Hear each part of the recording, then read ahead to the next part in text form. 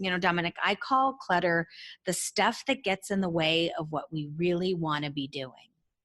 And I think people don't understand the toll that clutter takes on us. You are now listening to the Going North podcast with your host, author and speaker, Dom Bregman. And every Monday and Thursday, you're going to hear the voice of a different author share their stories, expertise, and their struggles that they had to overcome in life to leave you inspired to get more out of your life. Be sure to not only listen to this episode, but share with others, connect with the authors, and always advance others to advance yourself. Now let's get on with the show. And today on the Going North podcast, where we bring you some fabulous humans from across the globe, today is no different, y'all. Today is no different because we have a super special guest in his house today because she's a best-selling author and she's been featured on multiple media outlets such as Real Simple Magazine, as well as features in the Wall Street Journal, the Washington Post, and Goop. This fabulous lady right here, she grew up with family members who hoarded, and she was able to channel those memories to be able to becoming a decluttering queen, baby. That's right.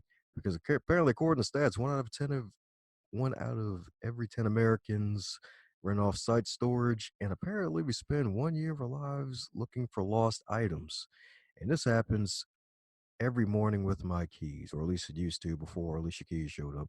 And not to mention, U.S. consumers apparently buy 40% of the world's toys, but only bear 3% of the world's children. So this is definitely going to be one heck of an amazing show indeed.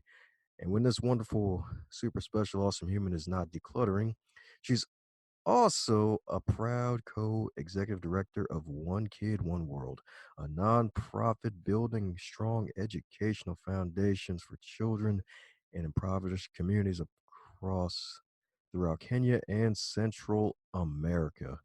And for those who probably have not been living under a rock and read the episode title, you know who I'm talking about. It's the one and only TM herself, Miss Tracy McCubbin. How are you today, ma'am? I'm good, Dominic. I'm really good. I'm happy to be here. I'm excited to talk to your audience. Oh, I'm excited for you to be here indeed. You're like the first declutterer on this podcast. Oh, great. Great. Perfect. And I can also help you solve your key problem.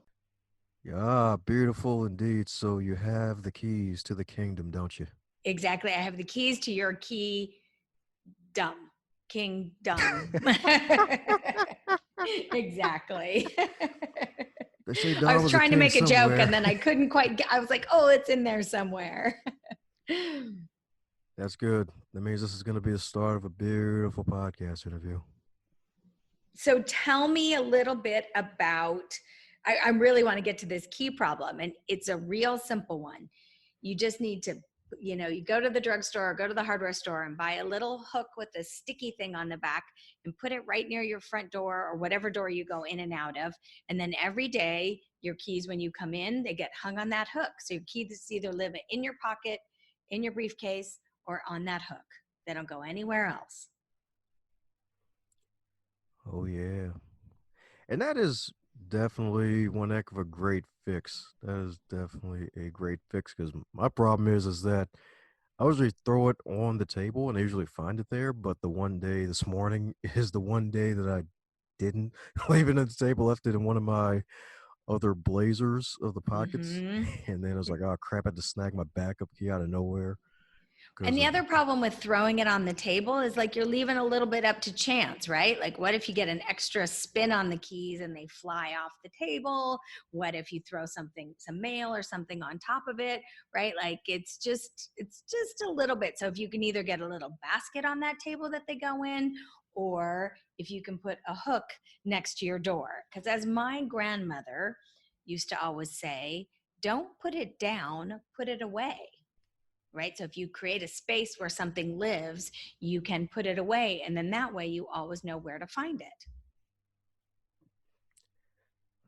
Don't put it down, put it away. That's right. So don't put it too far away, though. Well, yeah. I mean, don't put it in, don't leave it in the car, especially with keys.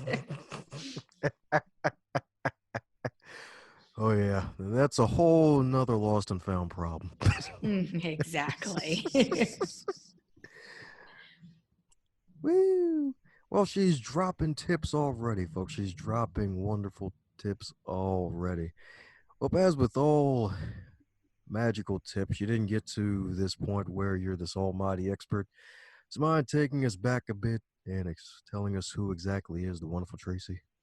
Absolutely. So I recently wrote a book called Making Space Clutter Free, the last book on decluttering you'll ever need.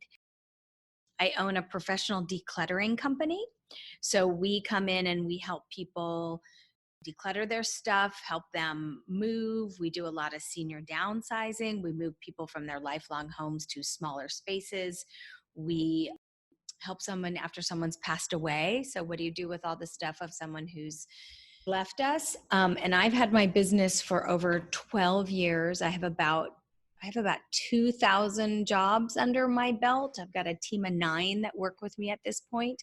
And so as I was working, with my clients for all these years, I kept noticing that people had written, the best way I can describe it is people had written stories about their stuff, stories that they told themselves about why they couldn't get rid of it.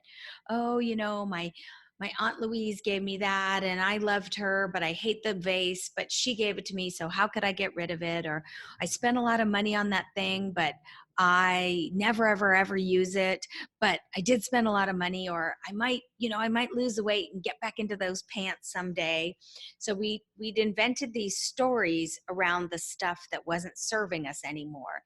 And I realized that there are 7 of them and they're kind of universal. And what I call them are clutter blocks, emotional clutter blocks. So these are emotional reasons that we've convinced ourselves that we can't get rid of our stuff. So out of the work with my clients and the success that I've been having, I decided to put it all in a book so everybody else could learn what was going on. Because I think, Dominic, at this point, I think we are, as a country, as the United States, Canada, we are in a clutter crisis. People have too much stuff, just too much stuff. It's causing them a ton of stress. It's costing them a ton of money. You said that 1 in 10 Americans pays for outside storage space. It's $1 billion business. And having personally been in hundreds and hundreds of storage units, there is not one thing inside one of those storage units that's worth more than people have paid to store it. So I really see this as an epidemic that's really hurting us. Yeah, it's true indeed. Because funny enough, one of my colleagues, he was saying he had like the best day off period because he finally cleared a bunch of boxes in his new home, and it just gave him that release. And it was it was like he was like, "Hey, I may look tired to you, but I felt really good after getting rid of all of these boxes off the table." And it's kind of amazing. We put these stories on certain items and give them that emotional value that kind of, in a way, gives us that feeling that it trumps the monetary value we use to keep things in storage. Exactly. And what people don't understand is, I mean, I think your friend is such a great example, is that I always call clutter a constant to-do list, right? When you walk in and you see piles of clutter, all you think is like, ugh, I have to deal with that. Like, I got to open those boxes. I got to go through that mail. I got to clean off my bed. I got to organize my closet. Just so much stuff coming at you that it raises our stress, right? So it jacks our cortisol, which we know is our fight or flight hormone, which puts us in a terrible place. We're not sleeping, we're not eating healthy. So, exactly the way your colleague described it, he felt such a sense of relief and success, like, okay, that task is done. Now I can go do something that I really want to do. Oh yeah, and not to mention all the, I guess, psychic baggage that clears out of the room. It gets becomes more feng shui in a way. It's like, all right, now I can actually create maybe. Exactly. People don't understand. I mean, take the simplest things of, if your kitchen counters are cluttered, you're not going to be inspired to cook yourself a healthy meal, right? You're not going to say like, oh, let me, grill up some nice chicken and steam some broccoli. You're going to look at all that and order takeout. Well, let me just get a pizza. So clutter, if you're trying to create, if you're trying to do your job well, or write a book or paint a painting or spend more time with your family, it just gets in the way. Dominic, I call clutter the stuff that gets in the way of what we really want to be doing. And I think people don't understand the toll that clutter takes on us. You're definitely right about that. You're definitely right. And I guess in a way it's sometimes it feels probably even worse than the regular weight that some people may carry if they're overweight. Yeah, it is, because it's, you just keep paying for it, right? If you have a storage unit, or I always tell people, look, if you have a room in your house that you've just made the dumping ground, the storage depot, you're paying for that. That has a real cost, right? You pay rent or you pay a mortgage. And if there's a whole room you can't use, that's a cost to you. And people don't, they think they buy something and, oh, I just paid for it once. It's like, no, no, no, you keep paying for it. You have to pay to store it. You have to pay to fix it if it breaks. You have to pay somebody to haul it away if you don't want it anymore. There's an ongoing cost, and that there's a toll that it takes on all of us. And what I want to see people, be successful in their lives. I want them to feel happy when they come home. And if you're coming home to piles and piles of clutter, you're not happy. It's gonna wear you down. And there are always the people that say to me, well, I know where everything is, everything in my house, I know where it is, even in all that clutter. And I always say, just because you can point to a pile and say it's over there somewhere, that doesn't mean that you know where it is. You're definitely right about that. That's the thing, because I guess it's kind of like the needle in the haystack. It's like it's in there somewhere. I'm gonna get it, and then you covered it with hay afterwards. Exactly. And also, people, our time has value, right? If you work outside the home, you can do the math. I put 40 hours in. This is what my time is worth an hour. If you're a mom who's home taking care of the kids, you know what your family income is. So the time that you spend looking for your keys, Dominic, has a real cost, right? There's a time you're like, that half an hour is worth X amount of dollars. I would much rather be riding my bike or listening to jazz or a million other things than, dealing with my clutter. So I want people to understand that, that they've gotten here honestly, right? It's never been easier to shop, right? Amazon, Oh yeah. I swear Jeff Bezos is going to come gunning for me, but I think Amazon is like gambling, right? You punch in some numbers and you pull up a pretty picture, and then the next day you get a prize, right? So we haven't equated that what all this online shopping, the toll that it's taken on us. And I want people to understand that it's taking a deep emotional toll, a big, on our well-being and on our relationships. And when someone passes away and they leave a house full of stuff, it's like their kids have to deal with that. Oh yeah, it's true. Especially when they have their own personal library of books that have been in the attic or in the basement and collected so much dust, and if it got flooded, God forbid, all the moldy smell that it leaves behind when you open it. Yeah, exactly. That's the other health risk. We just did a garage for somebody that they had been infested with rats, and it was a beautiful home. And you just can't help if the neighbor does construction, and we had to throw everything away. I was like, this will all make you sick. Like, you cannot keep these books. This is a health risk. And so that's the thing that people don't understand, is like, books hold dust and attics and basements, and but everybody's so locked into it, like, I can't let go of it. And that's where the book Making Space Clutter Free comes in, that I want to illuminate your blocks, your emotional clutter blocks, to why you think, or you've told yourself, that you can't let go. I want to show you that you've just created a story and you actually can. Sweet. So, any advice for those who may have something bigger? My old problem of the keys, they may have like this one room for storage where they just dump everything in there and then never get around to it. So here's what I tell people. This is the perfect place to start. Just go through your day normally as you would and see where your house isn't working for you.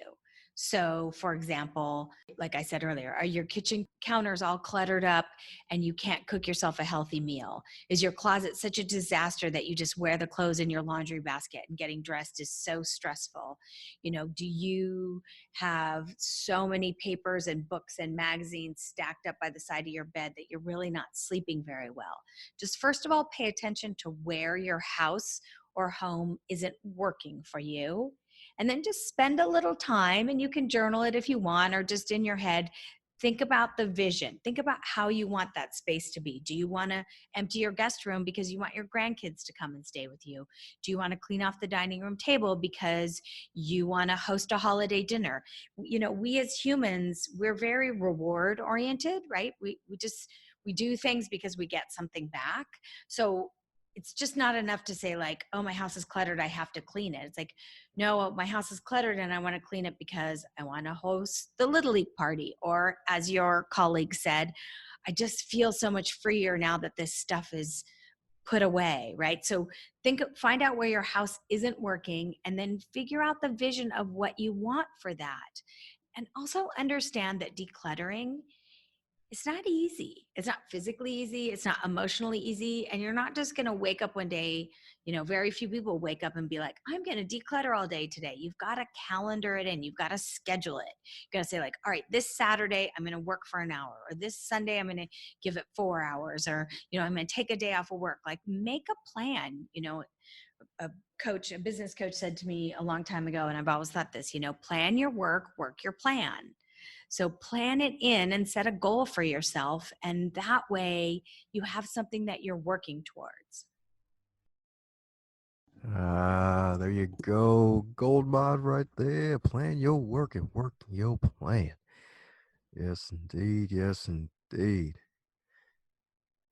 And that is so true because you got to work the plan piece because some folks like to plan to like do something or like they want to plan to clean.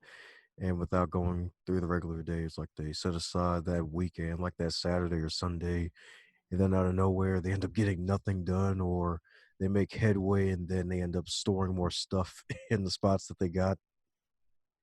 Exactly. Exactly. And I think that the missing component of that is that they don't create the vision, right? They don't create what they want in the end, and they don't take into account that they're going to get sort of taken out at the knees by some emotional component. They think, oh, this will be easy. I'll just get rid of this. And it's like, well, for a lot of people, it's not that easy. And so if you know ahead of time, and that's one of the great things about the clutter blocks is that, pretty quickly you'll realize which block you have. I am a number 3. Number 3 is clutter block. Number 3 is avoiding your stuff. I don't like to open my mail very often. I'm not a fan of going. I have to really sit down to go through my emails, and that's where I get really tripped up. So I think if people want to take on a big decluttering project, if they can know ahead of time the blocks that are going to stumble them along the way, they can be better prepared. Because in the book, I give you I call them bridges, sort of mantras or exercises to get you through the hard stuff, to get you through the block and onto the other side. And then once you're successful, once you know what you need to do to get through to the other side. Sweet, that's right. Jumping across the bridge that fell to the other side, indeed. Exactly. Exactly. And no, like Rome wasn't cluttered in a day. Like, give yourself a break. This is going to take a little bit of time. Oh yeah, that's true too. That's I guess the other part about planning. Got to plan and put that cushion room in there, that time cushion. Exactly. And plan for breakdowns, right? Plan that the kid is going to get sick or the phone's going to ring, or, right? If you plan your day like dominoes, something's going to happen, and you're going to get derailed and then you're going to give up. So sometimes you have to sort of really clear your schedule and say, like, I'm going to do this. I'm going to be working for 4 hours. Nobody talk to me. Nobody come visit. Like, really commit. And again, that's where your vision for what you want. And look, what you want may be as simple as, I just want some peace. I just don't want so much stress. This is, I'm not sleeping at night. I'm not like, this is a physical toll on me. And that's okay. That's actually the best reason. Woohoo! There you go. There you go. It's always good to have those good reasons. And you mentioned 7 blocks. So, out of all the Legos, you consider yourself number 3. Do you think there's a big reason behind of avoiding certain things? It's funny. I think people are starting to, I have a quiz on my website where you can find out what your clutter block is. And as I'm finding, the people who tend to be number threes tend to be people who are very successful at work or work very hard, because you kind of lay it all out on, you lay it out on, leave it all on the floor when you go to work, and when you come home you're like, oh, I don't want to look at my mail, I can't deal with it. And I think that's a really interesting point of view. And there are other, I'm also starting to see clutter. I'm going to jump all over the place, but it's going to entice people to read the book. Clutter block number 6 is trapped with other people's stuff. And this is really about people who are inheriting things from other people. And I really see that this is a huge issue that's going on in our country right now. That the boomer generation is starting to pass and they're leaving us stuff, but yet most of us already have houses full of stuff already. So you're like, I don't have any room for it, but it was so-and-so's, how can I possibly get rid of it, right? So we're stuck in this cycle of like, well, it was so-and-so's, I don't like it, but it's been in the family forever, or so they tell me. I feel like I need to keep it, and then you become trapped with other people's stuff. The gift that keeps on giving, huh? Mm-hmm. Exactly. Exactly.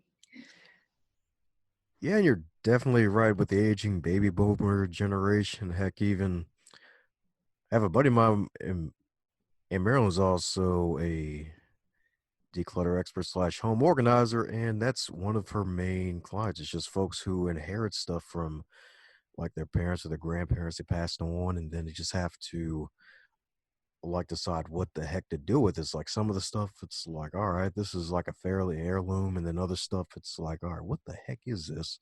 And it's just deciding like which stories are the ones worth keeping and retelling in a way. Yeah, exactly. Exactly. I mean, I'm with her. It's a huge part of my business. And I think that, and I'm hoping what I'm pushing for, and I'm starting to see more, is I hope that the what do they call them? The Gen Zs, are those the kids today? So they're past the millennials, the Gen Zs. I'm starting to see a movement of where recycled like used furniture is becoming cool again, and they're thrift storing clothes, because there was such a period where everybody wanted everything new and they wanted to go to IKEA and West Elm and get all new. And now I'm starting to see the younger generation look at the toll that it's taking on our planet, and I love it. They're like repurposing bookshelves and painting things, and it's really great. I hope it continues, because it's, there's some beautiful stuff out there, and we hate to see it end up in the landfill. That's right. Gotta wonder what happens with those landfills every now and then. It's like, we can't just keep dumping stuff in there all the time. Well, a friend of mine always says, when you throw something away, where's away, right? It's true.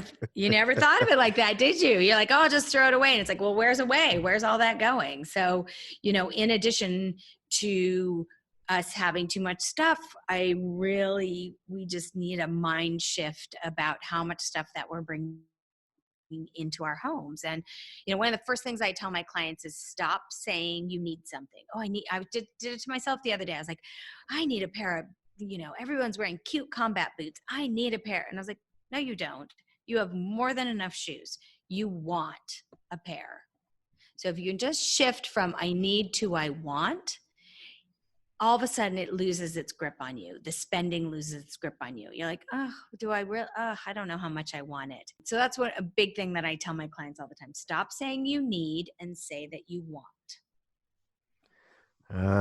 Beautiful. And you mentioned combat boots. So has there ever been a moment where you went into a client's location and it felt like you had to really wear some combat boots to take on the massive mess that We was have before you? definitely gone into clients' homes wearing hazmat suits and masks and gloves. Yes. We have done that, sometimes. And sometimes a lot of times it's somebody who's been sick for a long time, or an elderly person who just doesn't, they don't realize they can't do what they used to do. So for me, this is a judgment free zone. There's a lot of circumstances that can get people to that space.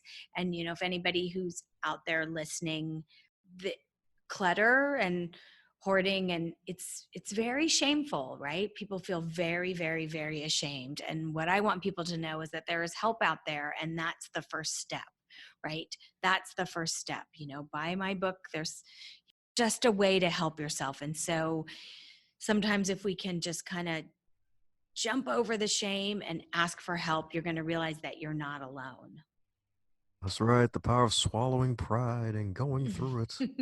Exactly. Swallowing pride. Exactly. Because you just, this is for a lot of people, they need help. I look, if you didn't grow up organized, if you don't have an organizational tendency, it's like if you didn't know how to play the violin and you wanted to learn how to play the violin, you would go and take a violin class and get a violin teacher. It's the same with being organized. If you aren't naturally inclined, there's no shame in asking for help. There's no shame in reading a book or learning some tips or things you never thought of. That's the amazing thing of being a human, is we can always better ourselves, right? We can always find a better way.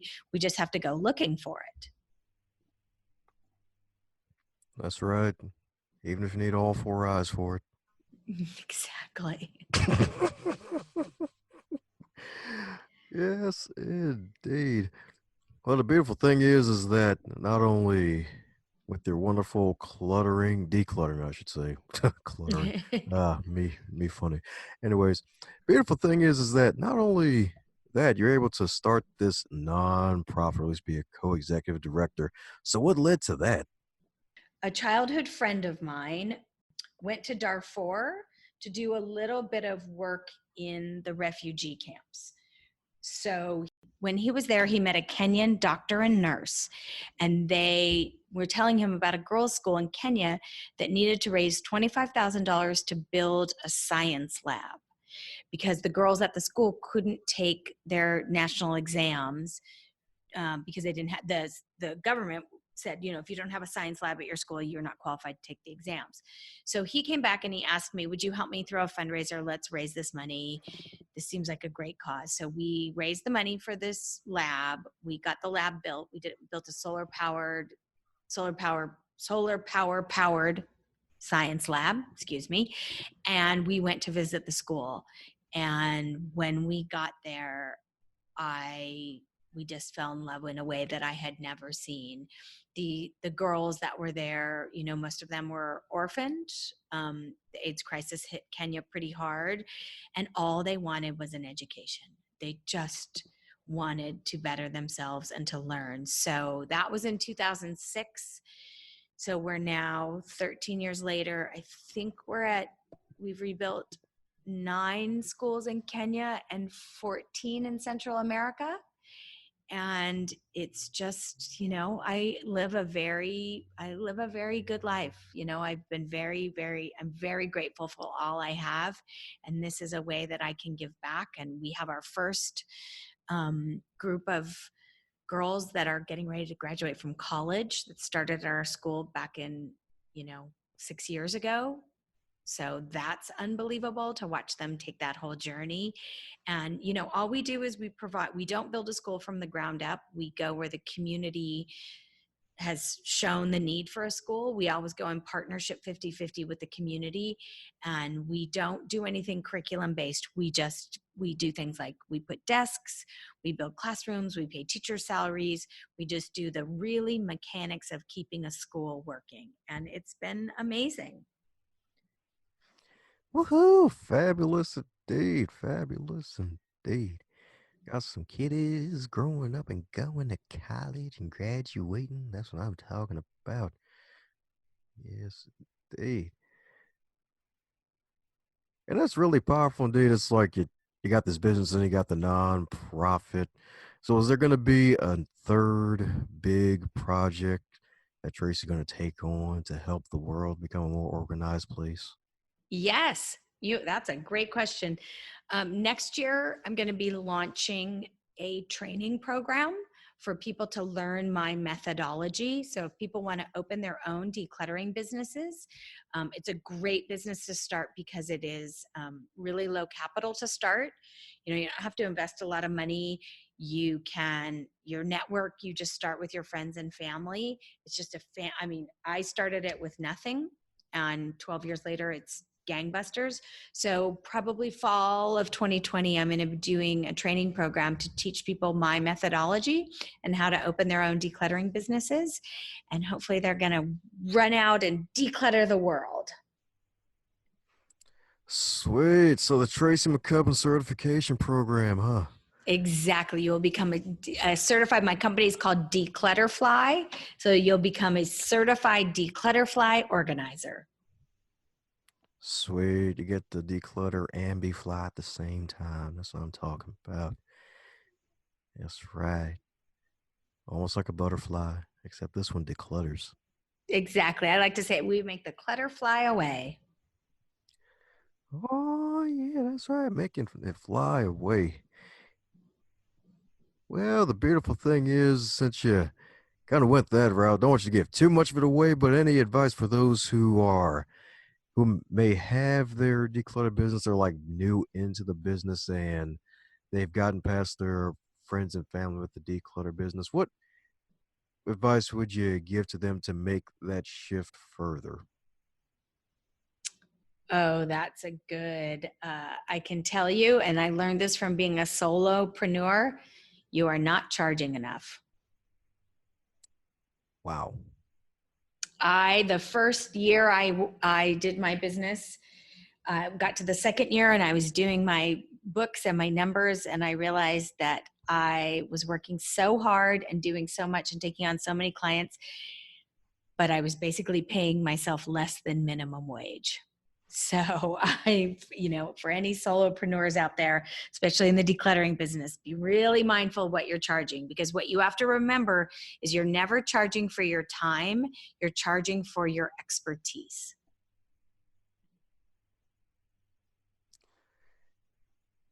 That is solid and ouch. Less the minimum wage, my God.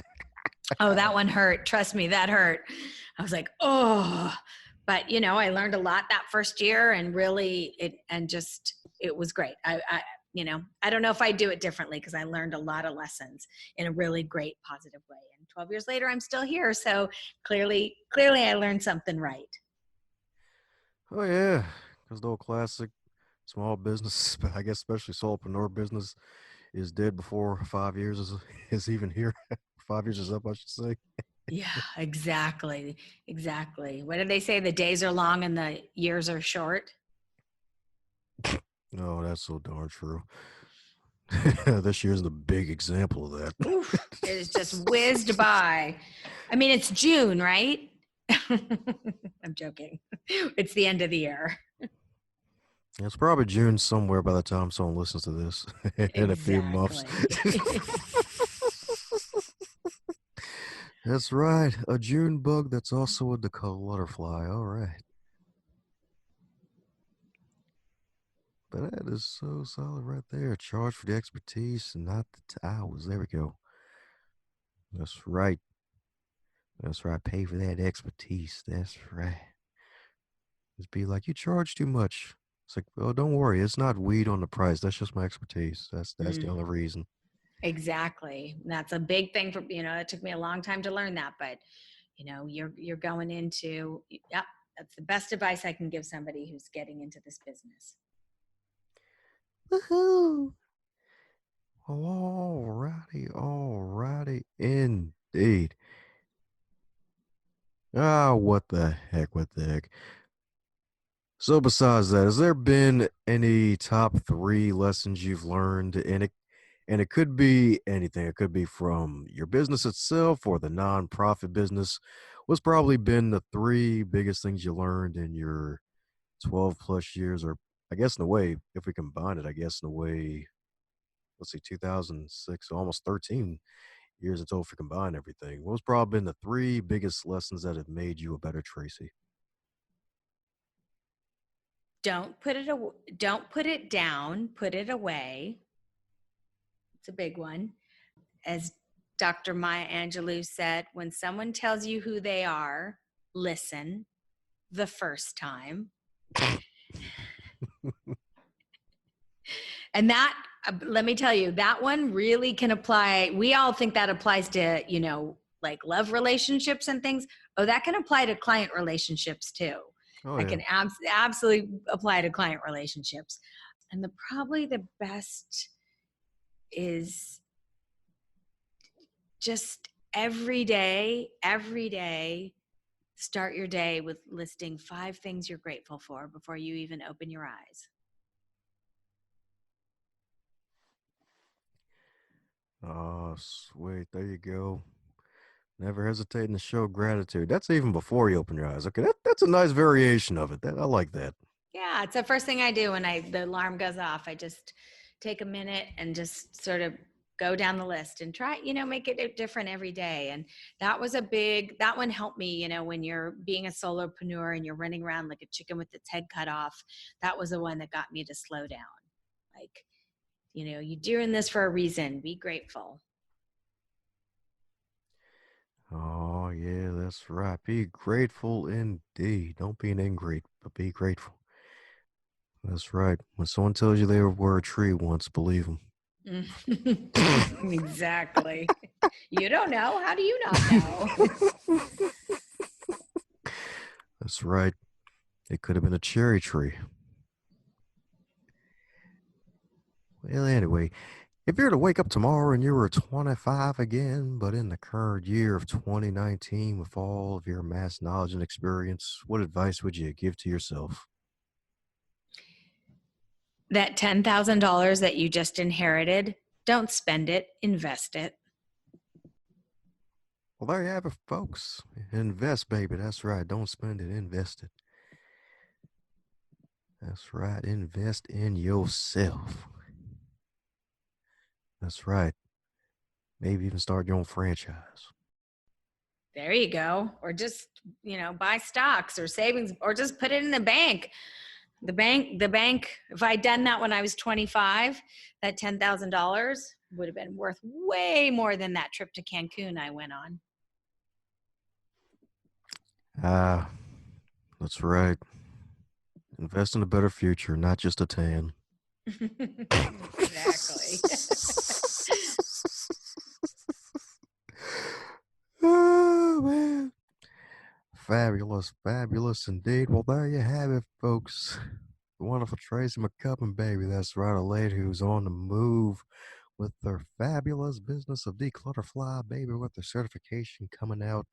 Up, yeah, become a Declutter Fly machine. That's right. Going higher and faster than any butterfly, stinging like all the bees known as the clutter, and making the magic happen in more ways than one. So, for those who want to keep in magical contact with you, Tracy, what's the best way to do so? Oh, fantastic. You can head on over to my website, which is Tracy McCubbin, MCCUBBIN.com. I've got a quiz you can take to find out what your clutter block or blocks are. I've got a newsletter to sign up for, and I'm pretty active on social media. So Facebook is a terrific place to stay in touch with me. And that's just Tracy McCubbin. Sweet. That's right. Take that quiz. Find out which Lego you are in this clutter era, baby. That's right. You could be a number 3 like Tracy. Well, all righty. Any parting words for the folks still listening? Oh, I just want them to remember that Rome wasn't cluttered in a day. So start small, be successful, and take in how good it feels to be clutter free. Hey there, buddy. Looks like you made it to the end of this episode. Since you made it to the end of this episode, do both of us a favor and stop being greedy. Stop it right now and share this episode with your friends and your fellow podcast lovers, especially those who have book clubs and want to listen to the authors who write some amazing books.